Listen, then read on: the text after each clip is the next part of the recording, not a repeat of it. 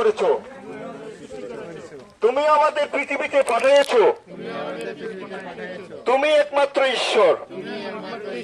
তুমি তার নাম হলে যিশু, তিনি কালভারিতে জীবন দিয়েছিলেন আমাদের পাপের জন্য, রক্ত দিয়েছিলেন। এই রক্ত দ্বারা আমাদের পাপ সকল ক্ষমা করো, আমরা যেন তোমার সন্তান হতে পারি এবং স্বর্গের রাজ্যে যেতে পারি। আমাদের পাপ সকল তুমি ক্ষমা করো, আমাদের সমস্ত জ্ঞান আর বুদ্ধি তুমি দাও। এই পাপের প্রতি তুমি ক্ষমা করো, যেন তোমার সন্তান নিয়ে করে দাও। প্রভু, আমাদেরকে সন্তান স্বীকার করো, তুমি আমাদেরকে আশীর্বাদ করো।